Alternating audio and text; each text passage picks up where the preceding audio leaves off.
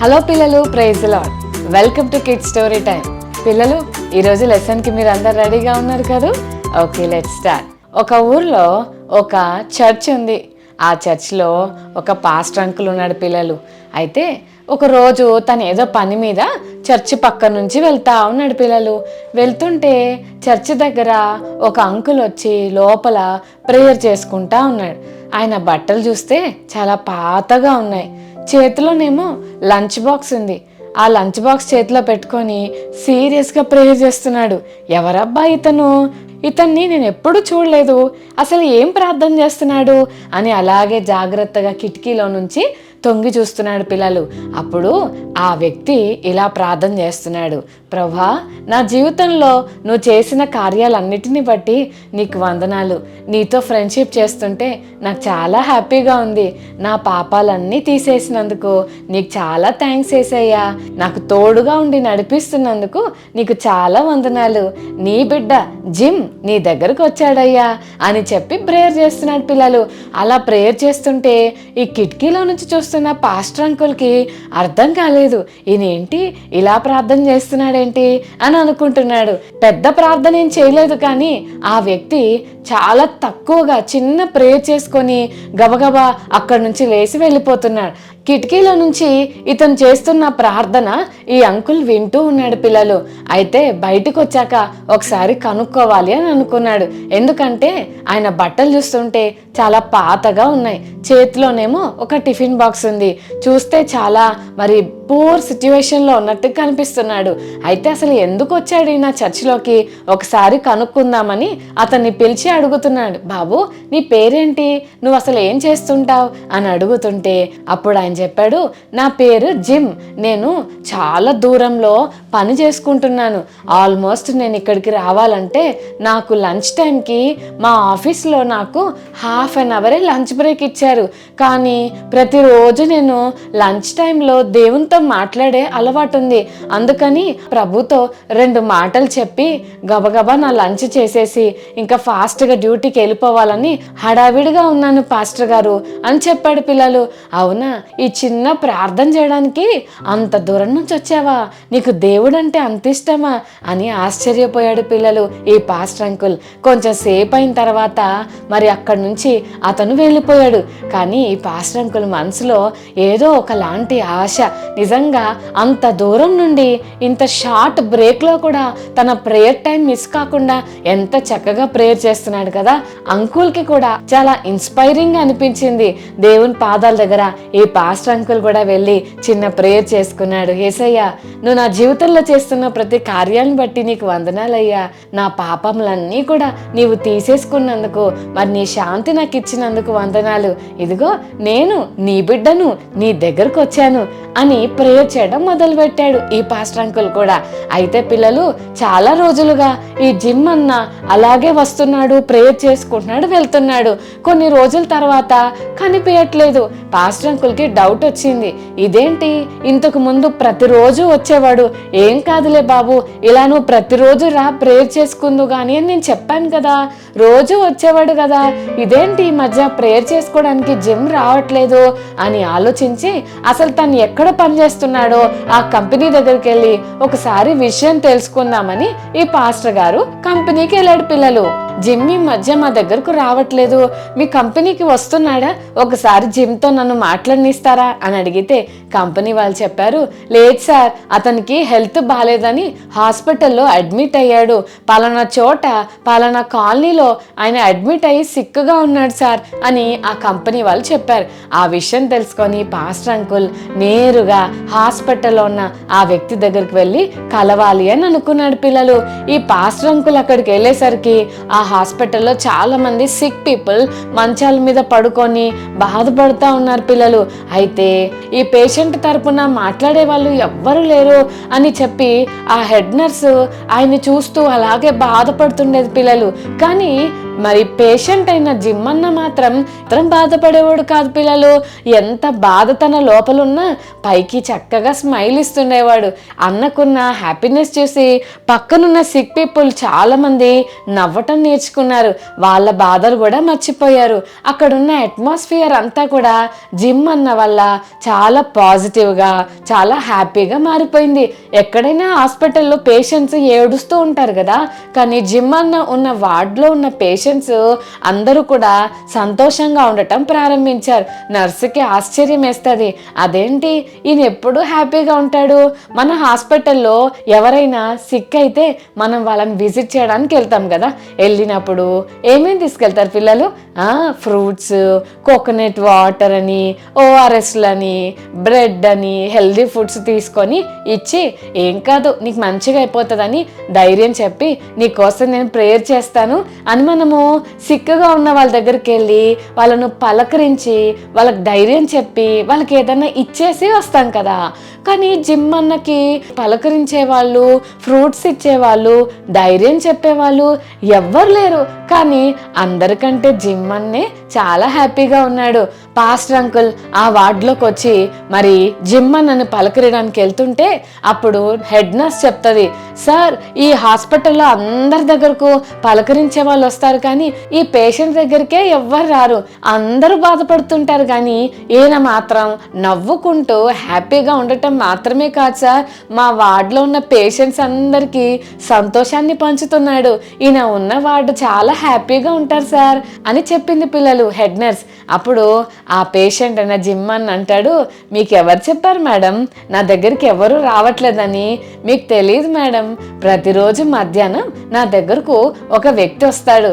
అతను ముందు డోర్ దగ్గర నిలబడి నన్ను చూసి ఒక మంచి స్మైల్ ఇస్తాడు. ఆ తర్వాత నా పక్కకు వచ్చి నా భుజం మీద తన చెయ్యేసి, జిమ్ నువ్వేమి బాధపడకు, నీతో ఫ్రెండ్షిప్ చేయడం నాకు చాలా హ్యాపీగా ఉంది, నీ పాపాలన్నీ నేను తీసేసుకున్నాను, నువ్వేం బాధపడాల్సిన అవసరం లేదు, నీతో ఫ్రెండ్షిప్ చేయడం నాకు చాలా హ్యాపీగా ఉంది, మరి నీ పాపాలన్నీ నేను తీసేసాను, నా సంతోషాన్ని నా ఆరోగ్యాన్ని నీకు ఇచ్చాను, నువ్వేం బాధపడాల్సిన అవసరం లేదు జిమ్, నేను నీ యేసయ్యను, నీ దగ్గరికి వచ్చాను అని ప్రతిరోజు మధ్యాహ్నం పూట నా దగ్గరకు వస్తాడండి అని చెప్పాడు పిల్లలు జిమ్ అన్న. ఆ మాట చెప్పేసరికి పాస్టర్ అంకుల్కి స్ట్రైక్ అయింది. ఏంటి పిల్లలు, ప్రతిరోజు జిమ్ అన్న ఎక్కడికి వెళ్తుండేవాడు? చర్చికి వెళ్ళేవాడు. ఏమని ప్రేయర్ చేస్తుండేవాడు? యేసయ్యా నా జీవితంలో నువ్వు చేసిన ప్రతి కార్యాన్ని బట్టి నీకు థ్యాంక్ యూ యేసయ్యా, నీతో ఫ్రెండ్షిప్ చేయడం నాకు చాలా హ్యాపీగా ఉంది, నా పాపాలన్నీ తీసేసినందుకు థ్యాంక్ యూ, నీ జిమ్నయ్యా నీకోసం వచ్చాను అని ప్రతిరోజు చెప్పేవాడు. ఇప్పుడు యేసయ్య తన దగ్గరకు వచ్చి, జిమ్ నీతో ఫ్రెండ్షిప్ చేయడం నాకు చాలా నచ్చింది, నీ పాపాలన్నీ నేను తీసేసుకున్నాను, నా ఆరోగ్యాన్ని నీకిస్తున్నాను, జిమ్ నేను నీ యేసయ్యను, నీ దగ్గరకు వచ్చాను అని చెప్తూ ఉండేవాడు. పాస్టర్ అంకుల్ అయితే ఎంత సంతోషపడ్డాడో. నిజమే, నీవు బాగున్నప్పుడు దేవుని మందిరంలోకి వెళ్ళి ప్రేయర్ చేశావు, చర్చికి నువ్వు రాలేని పరిస్థితిలో ఉన్నప్పుడు దేవుడే నీ దగ్గరకు దిగొచ్చాడు. ఎంత గొప్ప దేవుడు కదా పిల్లలు, మన దేవుడు ఎంత ప్రేమ కలిగిన దేవుడో. నిజమే, మనం కష్టాల్లో ఉన్నప్పుడు మనం ప్రేయర్ చేస్తున్నప్పుడు తప్పకుండా దేవుడు మనకు సహాయం చేస్తాడు.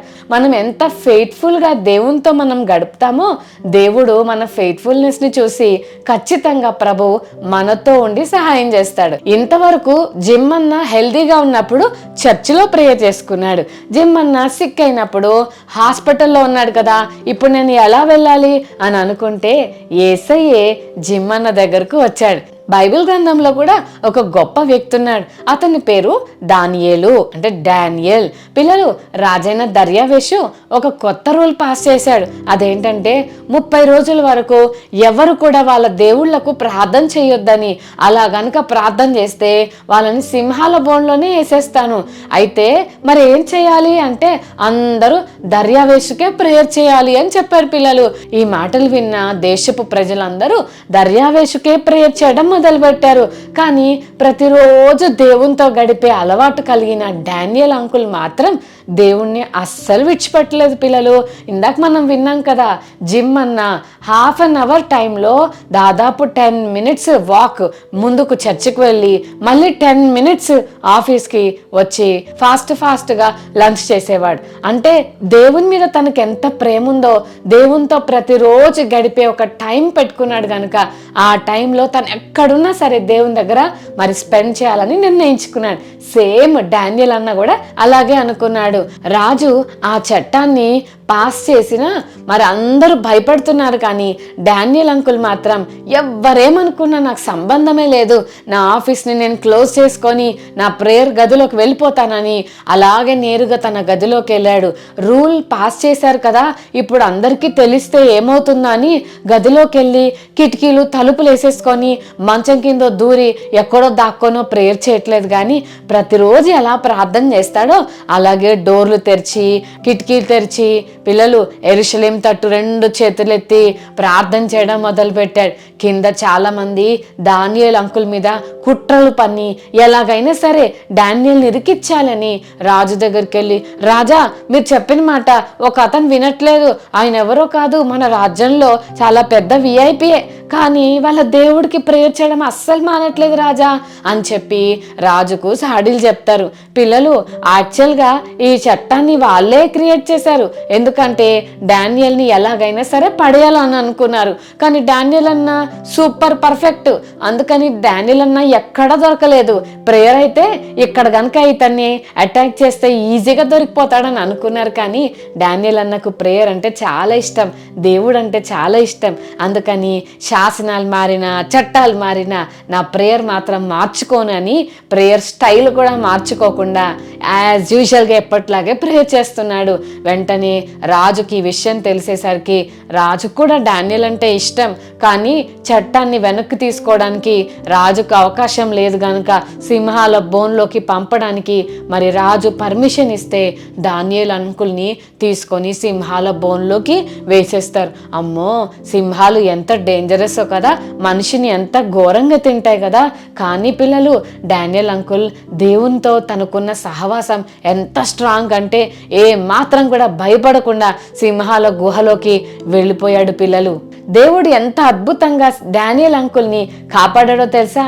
ఆ సింహాలన్నీ నోర్లు మూసుకున్నాయి, ఏవి తినట్లేదు, అన్ని డానియల్ అంకుల్తో కలిసి ప్రేయర్ చేస్తున్నాయి. రాత్రంతా రాజుకు నిద్ర పట్టలేదు, అమ్మో డానియల్ని తినేస్తాయేమో, రేపు పొద్దున్నకి డానియల్ బాడీలో ఒక్క పార్ట్ కూడా మిగలదేమో అని టెన్షన్ పడుతున్నాడు. కానీ ఉదయాన్నే లేచి కిటికీలో నుంచి ఆ మరి జీవము కలిగిన దేవుని సేవకుడైన డానియల్ అని పిలిచాడు. పిల్లలు నిజంగా అప్పటికే డానియల్ అంకుల్ బతికే ఉన్నాడు, దేవుడు తన పక్షాన ఉన్నాడు. ఆ సింహాల బోన్లో దానియేలును లయన్స్ ఏమీ చేయలేకపోయాయి, ఎందుకంటే దేవుని సన్నిధిలో ప్రార్థించిన దానియేల్ అన్న ఇంతకు ముందు గదిలో ప్రార్థన చేశాడు, ఇప్పుడు ప్లేస్ మారింది, కానీ అదే దేవుని ప్రొటెక్షన్, అదే దేవుని ఫ్రెండ్షిప్ దానియేల్ అన్నను విడిచిపెట్టలేదు. నిజంగా ఎంత అద్భుతంగా దేవుడు సజీవంగా డానియల్ అంకుల్ని లయన్స్ డెన్లో నుంచి బయటికి తెచ్చారు. అప్పుడు రాజుకు అర్థమైంది, ఓహో వీళ్ళు కుట్ర చేసి డానియల్ మీద ఇట్లా చేశారా అని చెప్పి ఎవరైతే డానియల్ మీద కుట్ర పన్నారో వాళ్ళని వాళ్ళ ఫ్యామిలీస్తో సహా ఈ డెన్లో పడేయండి అని రాజు చెప్పాడు. అయితే వాళ్ళ బాడీస్ కిందికి వెళ్ళకముందే సింహాలు ఎముకలతో సహా కొరికి తినేసాయి. పిల్లలు చూసారా, నిన్న రాత్రి లేని ఆకలి తెల్లారేపాటికి ఎంత ఆకలి వచ్చేసిందో ఈ లయన్స్కి. దేవుని సన్నిధిలో గడిపే వాళ్ళకి, జీసస్తో ఫ్రెండ్షిప్ చేసే వాళ్ళకి దేవుడిచ్చే కాపుదల చాలా గొప్పది. పిల్లలు ఇందాక మనం విన్నాం కదా, మరి ప్రతిరోజు జిమ్ అన్న దేవుని దగ్గరికి వెళ్ళి నీ జిమ్ నయ్యా, నీ దగ్గరకు వచ్చాను అని చెప్పేవాడు. కానీ జిమ్ అన్న చర్చికి వెళ్ళలేని పరిస్థితిలో దేవుడే జిమ్ అన్న దగ్గరకు వచ్చి, జిమ్ నీ యేసయ్యను నీ దగ్గరకు వచ్చాను అని చెప్తున్నాడు. అంత మాత్రమే కాదు, డానియల్ అన్న మరి ప్రతిరోజు తన ఇంట్లో ప్రార్థన చేస్తుండేవాడు. కానీ పరిస్థితులు ఏమైనా డెన్లోకి వదిలేసిన డానియల్ అంకుల్ని దేవుడు అద్భుతంగా తన ఏంజల్స్ని ఇచ్చి కాపాడాడు. ఇప్పుడు ఆ డెన్లోకి వెళ్ళి రావటం వల్ల మామూలుగా డానియేల్ అని పిలువబడేవాడు ఇప్పుడు ఎంత గొప్ప పేరు వచ్చిందంటే జీవము కలిగిన దేవుని సేవకుడైన డానియల్ అని వచ్చింది. పిల్లలు, దేవునికి మహిమ, డానియల్ అన్నకు కూడా మంచి పేరు వచ్చింది. చెల్లి తమ్ముడు, మనం ప్రభుతో గడిపే వారమైతే దేవుడు మనకు కూడా గొప్ప వాల్యూ ఇస్తాడు. మనం దేవునితో ఫ్రెండ్షిప్ చేస్తే మనకి మంచి పేరు, దేవునికి కూడా గొప్ప ఘనత. ఈ రోజు నుంచి మనం కూడా జిమ్ అన్నలాగా, డానియల్ అంకుల్ లాగా ప్రేయర్కి ఒక ప్లేస్ అంటూ, ఒక టైం అంటూ మనం పెట్టుకుంటే ఖచ్చితంగా దేవుడు మనకు గొప్ప గొప్ప విజయాలు ఇస్తాడు. మరి ఈ రోజు నుంచి ప్రతిరోజు ప్రేయర్ చేస్తారు కదా. Okay children, God bless you. చిన్న ప్రార్థన చేసుకుందాం. ప్రేమగల తండ్రి, మీకు వందనాలు. ఈ కిడ్ స్టోరీ టైం ద్వారా మీరు మాతో మాట్లాడిన ప్రతి మాటలను బట్టి వందనాలనైనా. జిమ్ అన్నలాగా, డానియల్ అంకుల్ లాగా ప్రేయర్కి ఒక టైంని మేము సెట్ చేసుకోవడానికి సహాయం చేయండి. మేము ప్రేయర్ చేస్తున్నప్పుడు నీ ప్రత్యేకమైన ప్రొటెక్షన్ నువ్వు మాకు ఇస్తావని ఈరోజు మాకు కిడ్ స్టోరీ టైం ద్వారా నేర్పించినందుకు వందనాలు. అంతేకాదు ప్రభువా, నీతో ఫ్రెండ్షిప్ చేయడానికి మాకు అవకాశం ఇచ్చినందుకు వందనాలు ప్రభువా. మేము నీ దగ్గరకు రాలేని సమయాల్లో నీవే మా దగ్గరకు దిగి వస్తావని ఈ కిడ్ స్టోరీ టైం ద్వారా మాకు నేర్పించినందుకు వందనాలు. ఈ మాటలు వింటున్న ప్రతి చెల్లి తమ్ముడు నీతో గడపటానికి రోజులో ఏదో ఒక సమయాన్ని కేటాయించుకొని నీతో గడిపే కృప మా అందరికీ దయచేయమని, స్పెషల్గా ఈ కార్యక్రమాన్ని చూస్తున్న చిన్న బిడ్డలందరినీ కూడా దీవించి రక్షించమని యేసునామమున వేడుకొని ప్రార్థిస్తున్నాం తండ్రి.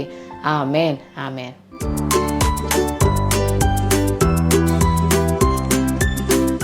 ఓకే చిల్డ్రన్, మరి ఈరోజు మెమరీ వర్స్ నేర్చుకుందామా?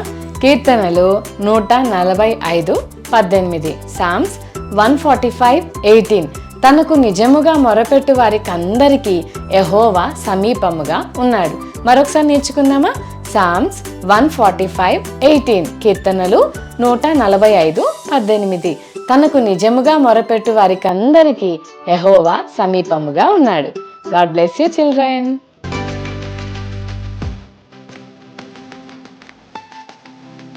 ప్రతిరోజు జిమ్ లంచ్ బాక్స్ తీసుకొని ఎక్కడికి వెళ్ళేవాడు? హాస్పిటల్లో జిమ్ను చూసి చిరునవ్వుతో పలకరించింది ఎవరు? ప్రతిరోజు మనం ఎవరికి టైం ఇవ్వాలి? ఏ రాజుని పూజింపకపోతే లయన్స్ డెన్లో వేస్తామని చెప్పారు? సింహాల బోన్లో నుండి బయటికి వచ్చేటప్పుడు డానియల్ను ఏమని పిలిచారు?